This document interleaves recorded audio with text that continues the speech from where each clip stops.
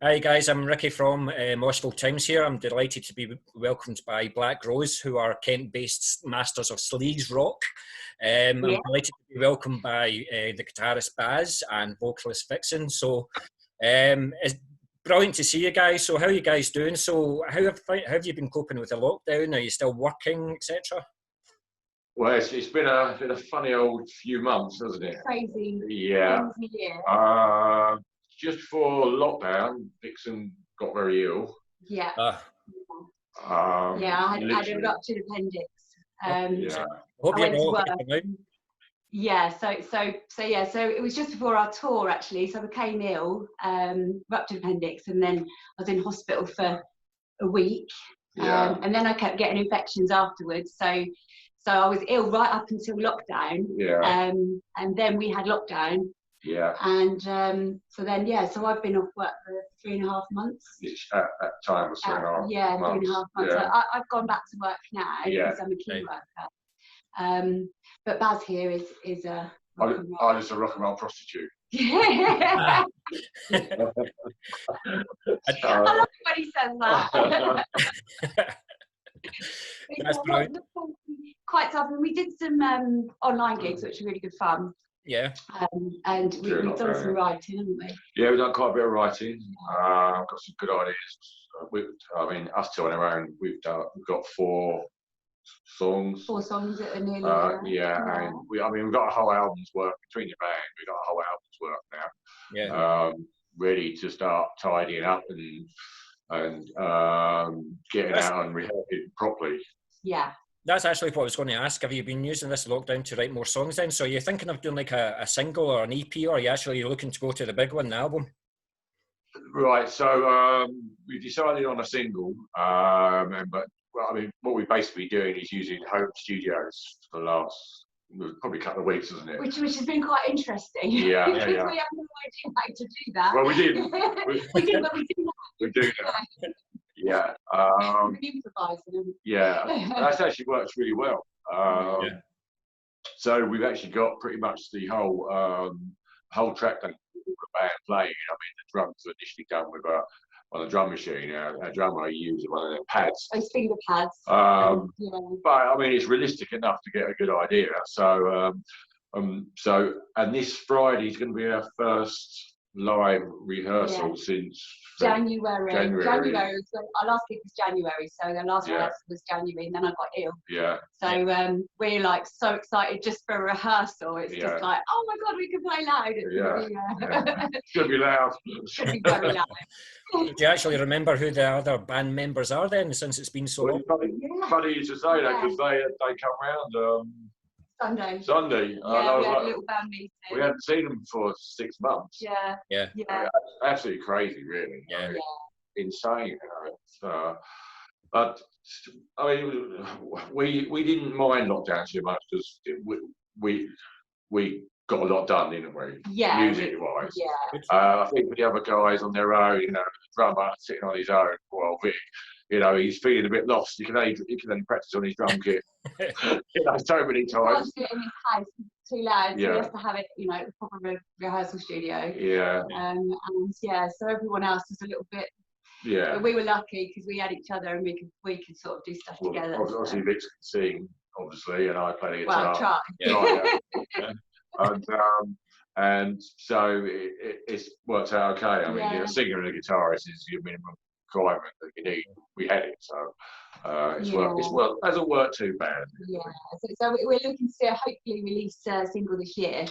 Yes. Sorry, that diverted from the question. So we're gonna jam it and rehearse it. Lots of times, it's a mistake we found out from the last album. Basically, we'd write a song and we'd almost go into the studio and I'll be writing the solo in the studio, which is great. But it's spending time in there, which you really shouldn't be, obviously. Yeah, so we've learned our lessons. We spent most of last year in the studio with our album, and we could have, if we'd sort of rehearsed it all properly before, we could have got it done in a couple of weeks, but we just sort of kept going back and changing things and changing things.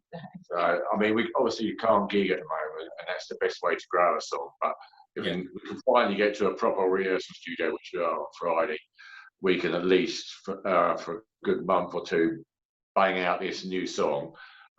It's quite a catchy song. We could probably, I'm thinking we're aiming to put it out sort of later this year, maybe early next year. It all depends on how COVID-19 goes, because you know, is it worth putting stuff out there if you can't go out and play it? And it's you know, I feel sorry for some of the bands that have released their album sort of maybe in May or something, and they've not been able to go out there and play any of the tracks. I mean, we were lucky. We released our album in October, and we had a fair few gigs to promote it, to play it, sell CDs of it, merchandise and stuff like that. And if you're a band that had an album released in pretty much any time this year, you've been really restricted. So we feel for them, because we know what it's like, you know. And your merch and your CDs is what you get your money on nowadays. That's it. That's it. Yeah. So obviously, you've been doing quite a lot of writing then. So it looks as if an album's coming out quite quick, because it was only last October you released your debut album, Spiritual Hell. So how did it feel to get the album out there for the masses to hear? Oh, it was amazing. Amazing, yeah. It was very, very hard work. Obviously, not keys for everybody, but yeah, when it was finally done, it was. It's also quite nerve-wracking, because you sort of when you hear people's reactions, they're like our babies, these songs, because we've like nurtured them and worked and went back and carried on working on them, and we were scared in case nobody liked it. Well, I did see you got a lot of positive reviews, so that's good. I mean, we've not had one negative review. No, nothing. No. I mean, I you know, normally you get something from somebody. I'm pretty aware of all the reviews that have been out there. When we got Power Play give us 9 out of 10. We was a little bit wary because our album is very diverse, and it's not focused all on one genre of rock or metal. It's either sleazy. You know, there's some sleazy stuff on there. Gothic-y stuff. There's some gothic stuff. New wave type stuff. Yeah, new wave of classic rock stuff. We've got quite a few different influences. It's between the band, and we sort of use them all. Just everything we've got, really. And everyone's like been on board, haven't they? They've enjoyed it. So that's really good. What we found is that when we play, a set sounds fresh. Because you're not playing it out hard rock metal songs all the time. You know, we bring it down from either for like Soul on Fire, or we just like rock it up for Gods and Queens and Why Don't You, which is, I mean, Why Don't You is quite punky. So our gigs are very, you know, they're very fresh. Because we got the diversity in the sort of genres, but there's also like the themes of the songs are quite diverse as well. Because I tend to write the sort of melancholic, depressing kind of dark stuff, and Steve, our bass player, he writes the happy songs, and sort of together it's a whole mixture of emotions and journeys and everything. And we were worried that wouldn't go, you know, it wouldn't mix too well together, but it seems to do well, isn't it? I think you had to say to Viixen, you know, I think we've got enough sort of like dark songs. They need to start rocking it up and partying it up a bit. Let's have a bit more poison type stuff. But I want to bleed. That's good. That's good. So actually, I think you touched on it a wee bit earlier. If you were to look back on it, would there be anything that you would change? Definitely. Not going in the studio until you gig the songs, I would probably say, for at least 3 months. They evolve, don't they? The more you play them, the more you hear little bits that, I could do that differently and that differently. And I think, you need to sort of have a song gigging for at least, like you say, 3 months to get it to how you want it, and then record it. And there's a few things on the album that even when we put it out, we weren't 100% happy. No. And those little niggles that you've got, and you're just like, oh, I wish I'd sorted them niggles out. So it'd be like to just make sure. We had a deadline, and I'm glad we had a deadline, because we'd probably still be recording, fine-tuning it now. So there is a few little niggly things on there that we would probably change, but only again because the more you gig something, the better, I think, the better it gets. Yeah, it becomes more fluid. And you can maybe try something else because you've got the foundations of the songs already there. So you might experiment on something else during a gig and think, I mean, oh, that's actually great. I wish I could done that on the album. But that's for every band. I mean, a lot of the live albums are better than the studio ones. Well, that's it, because when we gig, I mean, a lot of the time we don't play it the same every time, so it changes. Yeah. Then you think, oh, the next time we go into the cruise, we'll change that bit that we did the other night, because we've been such a mostly a live band.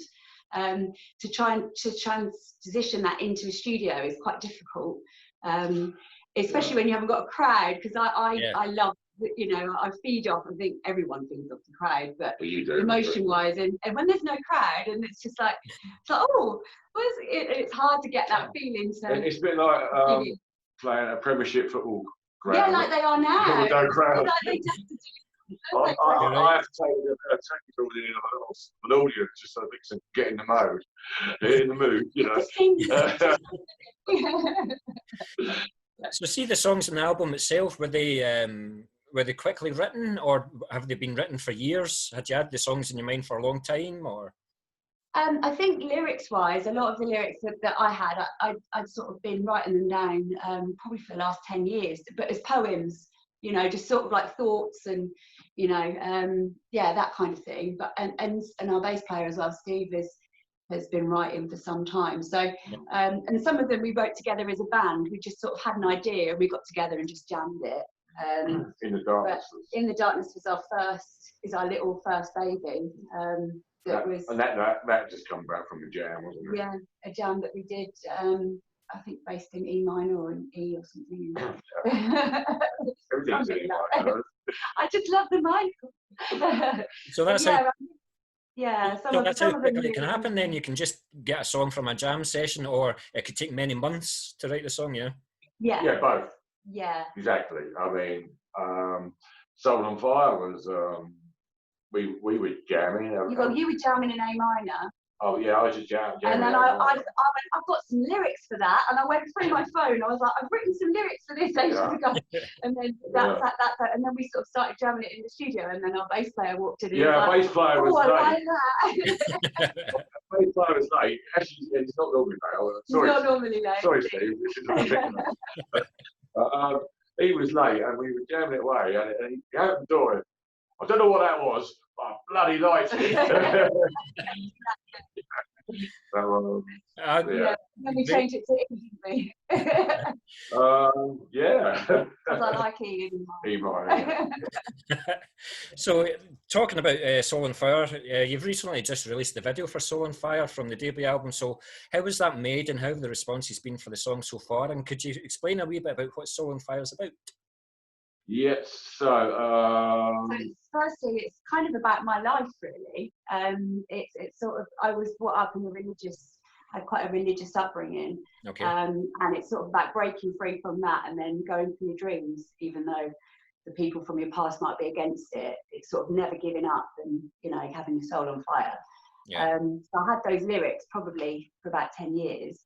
And then the band, like I said, he was jamming in A minor, and then we wrote it, and then we changed it to E because I love singing in E. And then after that, we put it on the album. Always goes down really well at gigs. A lot of our fans are crying, aren't they, with it? It's the emotions, and that's what I love as a singer. If I see someone's emotional, it's like, yes, I've done it. Male and female. Yeah. That's quite overwhelming.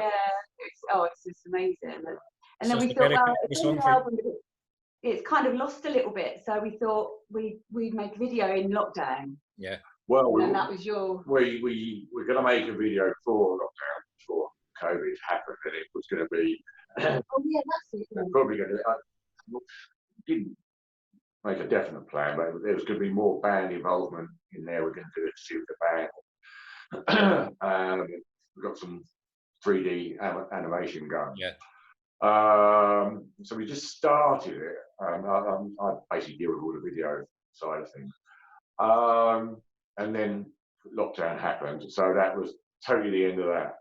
And I think it was around a week before we even had the guy booked in to come and do the. Yes, as a band playing. So obviously Viixen had an illness, and then once she started getting better, we started having other ideas, and I just started looking at the green screen thing, which I don't know if you know. Basically, it's the simple explanation is, if you can remember your 1950s movies where they're all sitting in a car and behind them they've got a screen and you can see it's not the road behind, but that's the green screen. That's what people who make films, movies, they've been using it for 70 years. But with today's technology, it's quite easy to do. Yeah. So we decided that we're looking to the green screen idea. I've just done a load of homework. Looked at all kits and everything for lighting and stuff like that. And I remember thinking, I've got a green blind in the loft. And I literally got it out, put it hanging up on the wall, and it was a perfect match for the wall. So we got staplers out and stapled this green blind to this wall. And then I downloaded an app on my phone for £6.45 or something, which gives you like the hotspots for the lighting on the screen. It's a scientific thing that you have to have lighting all. Cut a long story short, we've just got some lights in there, and got Viixen to stand in front of it and do a few takes, about 4 or 5 takes. Yeah. And then basically got some background footage and made a story out of it, and it actually works really, really well. I love it, yeah. Really. I mean, the amount of people, they've loved it, and it's brought the song alive again. Yeah. So even though we brought the album out in October, the video was released 2 or 3 weeks ago. Yeah. I mean, all the radio stations, they're all playing it again. Playing that song because they've seen the video, and to them obviously as well, and everyone else. I'm sorry.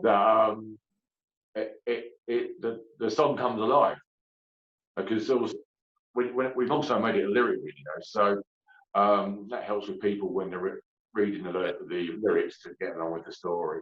Yeah. So it's gone down even better than we thought it would. Yeah, I mean, initially we were going down the green screen route.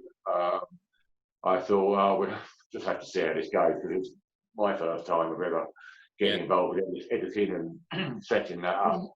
But it went actually really, really well, and we chucked it in with a bit of live footage that we had from Hard Rock Hell sleaze, Hard Rock Hell sleaze from 2 years ago, I think it was. Yeah. And it works really well, and it's gone down.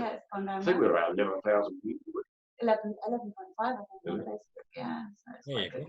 I think you've gave quite a couple of tips here for other bands there for a low budget video, like a green pair of blinds and a £6.45 app, and you've got a video.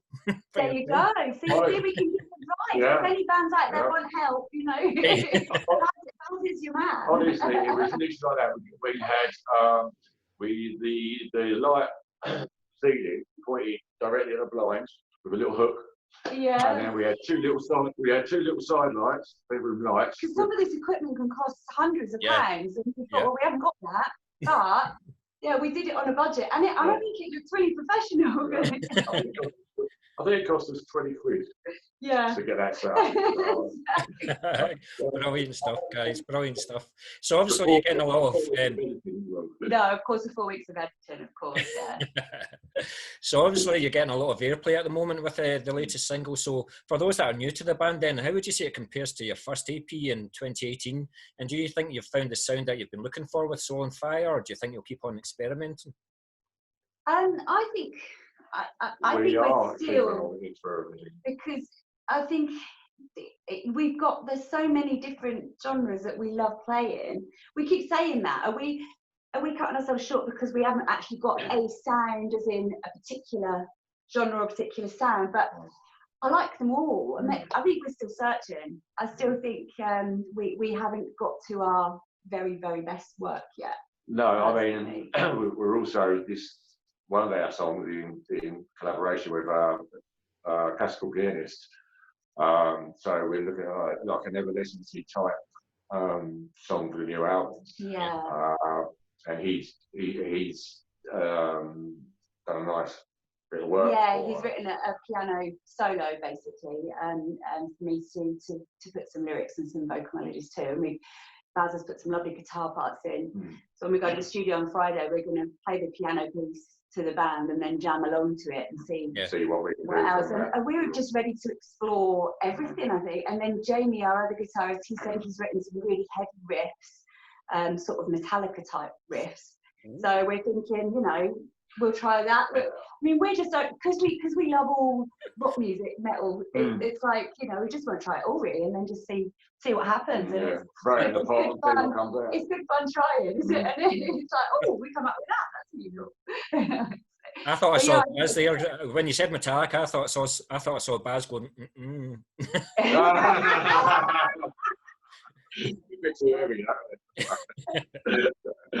I like them up to 1990, I think. No, I do. I like the old Metallica stuff. But I think recent album was pretty good. Yeah, I've actually got It's got heavier. Yeah, their recent album sounds more like they used to do. Yeah, that's it. Yeah. I agree. The best album was Justice for me. I agree with you. So yeah. Things seem to be very settled in the band members front. So how would you say you keep it all together? Like, for example, when you're negotiating what stays in and what stays out of a song? Basically, we have a chat, and then they have to agree with what I say. No, I think it's me really. I thought it was you, Viixen. I thought it was you. No, I think it's actually we all get on really well. And we, in the writing process, we include everybody. Yeah. So that nobody feels like, oh, we've got to do that, we've got to do that. And so far, it's actually worked really well. I mean, we've not had any sort of, you know, everyone's got the chance to sort of be creative and put their ideas forward. We're very lucky there. We all do. I mean, we're like a family, and we are. It's that kind of, we get together, we have a chat, and let's try that, and it's all very open. And but I don't think we've ever had an no, never about piece of music or no. You know, if there might be a disagreement, everyone's quite open, you know, to okay, well, we'll give it a go, and then see what happens the following week, and then. Yeah, because I think we've always said with the songs, it's not about whose idea it is or what it's what's best for that song. So we treat the song as an entity in itself. So it's sort of, it's not no egos, if you know what I mean. It's like, well, the song needs this, or we all sort of get together and decide what's right for the song. Yeah, we've been very lucky. I mean, we've both been in lots of bands, and there's like being married. Some egos. It's like being married to 5 people or 4 people. You know, it's hard, isn't it? Yeah. It's just having the musicianship. It's having the personality to all get along together as well. So does even the drummer come with ideas for songs then? Sorry? Does even the drummer come along with ideas for a song then? He does. What he does is he's normally quite quiet, but now and again he'll come up with something and say, why don't we try it like this? And we're like, okay, and it works, doesn't it? Yeah. Because we've been in Soul on Fire. He said, change it to My Soul is on Fire instead of I used to sing it a different way. And I sang it, and I was like, you're right. You know, so he's he's a lot quieter than the rest of us, apart from when he's behind the drums, obviously. Yeah, he's funny. We actually are thinking of writing a drum-led song where he actually comes up with the drums and then we work around him, rather than, because we normally all come up with it and then he sort of works around us. But we want him to actually just write a drum piece and then we'll write around him, which I think would be quite cool. Yeah, we want him to be next Coast of Power. Yeah, that's it. Yeah. Does he actually know that, or does he know now? He does know. No, he does know. We talked to him on Sunday, and he was like, "Ooh," and then he went for a cigarette. Yeah, he was like, "Oh, okay, I'm just going to find a cigarette." So then start it off. He's already writing it, you see. That's great. So obviously there's not going to be any live shows in the near future, unfortunately. So did you have plans for this summer, and do you have plans for maybe next year and things like that? We had such a busy year. We had a tour plan, didn't we? A tour planned. The organisation that have gone into the tour. Yeah. Our manager, Steve Saunders, he done so much work. Was it going to be a UK tour? Were you coming up to Scotland and things? Yeah. We were coming up. We were coming north. Yeah, we were going north for us, which is anything. Did we have one in Manchester or Newcastle or something? Anything past Watford, I think, was a bit too far. You get a note. No, we've we wouldn't. We're not against coming up to Scotland. Definitely no, not. no. One of our friends has just moved up to Scotland, hasn't he? Yeah. So we've got somewhere to stay. Yeah. So. We had a UK tour planned. The organisation that Steve and the manager done was, was amazing, and getting all the other sport bands and sorted as well. All the posters have gone out. The magazine there was putting out in Power Play magazine. It was all ready to go, and literally that was it. Yeah. Stop. That's not happening. We had sleaze for September. Yeah, which still hasn't officially been cancelled yet, but I think it's. I would be surprised if it would be going ahead. But we do know that all the places that were going to have us want us next year, so it'll probably just write off 2020 and repeat. There's other festivals we had. We got one in October, Halloween, Heaven and Hell Festival in Rotherham, is it? I think it Rotherham, is. Which is north. That's quite north. That's probably south for you. That's still, planned to go ahead, but obviously it all depends on what happens. I mean, still no one knows, do they? I think next year, everyone needs to keep their fingers crossed for next year, I think. But once it all opens up, I mean, it's going to be an amazing year for music, I think, because everyone's desperate. And we're going to be like wild animals as musicians back on the stages. It's going to be like, oh, we're back! It's going to be great. Can't wait. So, we just have to hope everything's okay. It's like everyone's in the same boat. Yeah, exactly. Everyone's in the same. No, they don't know, and you can't start planning tours for next year, proper tours. No. Because you still don't know. It's to say what's going to happen. I mean, probably bigger bands have got a bit more money. They can probably maybe afford to start planning, talking about things. But for us, I mean, there's so much organisation involved. We need to know what's going on before we start planning another tour for next year. Fingers crossed. Well, yeah. Hopefully that time will come soon. But I think you touched on it earlier. So who do you rehearse and you record your songs then? It's all local, isn't it? Yeah, local. A guy called Trevor Varnell, in Sandwich. Sandwich in Kent. He's got some rehearsal studios where we go to. And then a friend of ours recorded the album, Dave Salter. He's bit of a music geek, isn't he? And he built a studio on his house, and he'd never recorded a rock album before. No, it was his first rock album. It was a learning curve for him and for us, which is why we spent so long, man. His house became our second home, basically. It was. And, good job it wasn't on the early rate. It would have been thousands otherwise. It was thousands. There's been another note on the end of thousands. That's it. But, so it's all very local and do you think then, because you guys were the first rock band, do you think he brought something fresh to your sound? Did he come up with good ideas? He did, I mean, in the Darkness, Spiritual, which is the sort of acoustic last song on the album. Dave done so much work on that. With the sound effects. We was going to basically have it as just an acoustic part. And he was like, let me just see if I can add, a few little bits here. And he liked having a little play. And some of the stuff he come up with was like, well, that sounds great, we'll keep that in. And he just kept adding a few more layers and layers to it. So, I mean, Dave really sort of was probably wrote 40% of He was, yeah. The input of the spiritual. The spiritual in the darkness. Spiritual in the darkness. Yeah. I'd say 40% of it come from the engineer. Really he was long suffering with us, going back constantly. Can I just change this day? Can I just change this? He did a good job. He's a friend. Yeah, and he's got a good coffee machine. So, oh yeah, yeah. That's brilliant. So I've just got one last question. It's probably for Baz then. So probably to show off a wee bit. So what guitars do you have, and what do you use for recording Black Roze material then? Well, yeah, I've He's got a few. I've got, Jamie asked me on Sunday how many have I got now, and I actually can't remember because I've got a few more in the loft that I've got brought back down in. For about 20 years, I used a Charvel, a 1980s Charvel Model 4, all original.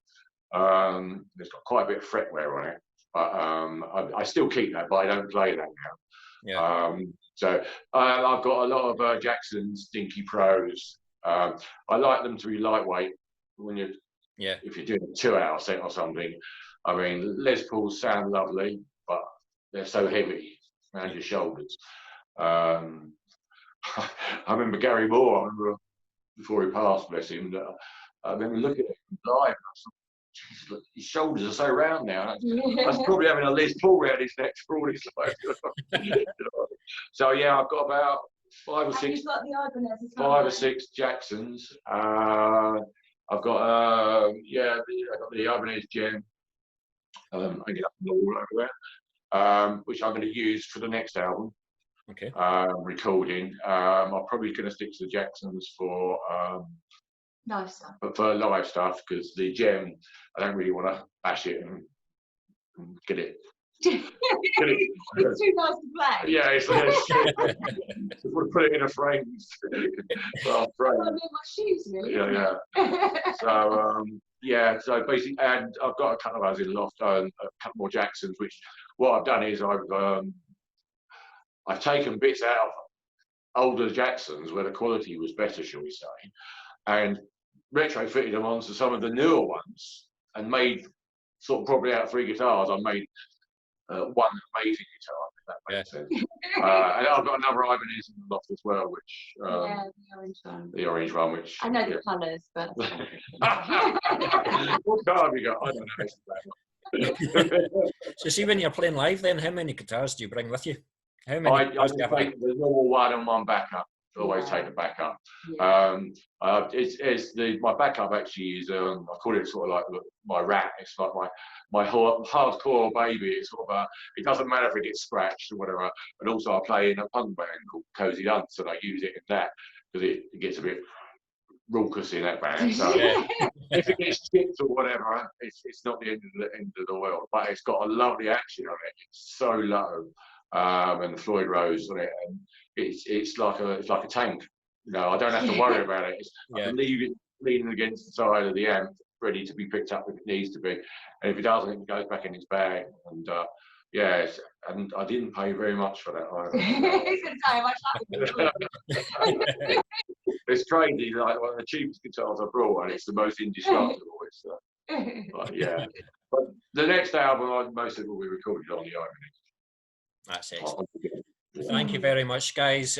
So if anybody wants to find out more about Black Roze, where will we find you on social media then? Black Roze.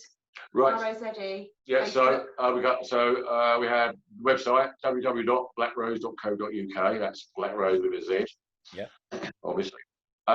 If you type in Black Roze in Facebook, it should find us on there. Or Black Roze Kent. I think the actual web address for that is Black Roze Kent, but Black Roze R-O-Z-E, yeah. I think we'd come up in the top search anyway. We've got a YouTube channel.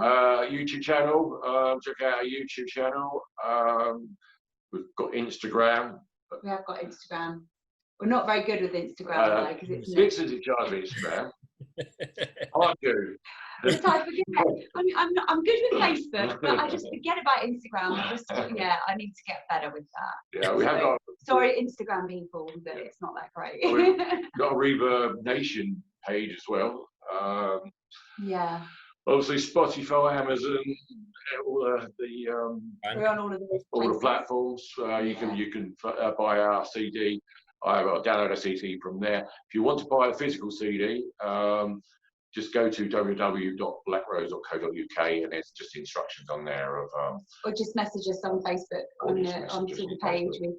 We'll send you one. Yeah, we'll send one over. So yeah, we're all out there with as many stuff as we can. Digital platforms and places as we can. No, not really. I'm not. No, you're not. No. Well, as I said, guys, it's been an absolute pleasure talking to you. So I wish you guys the best of luck, and we'll be in touch again soon. Thank you. Lovely to meet you. Yeah, lovely. You too.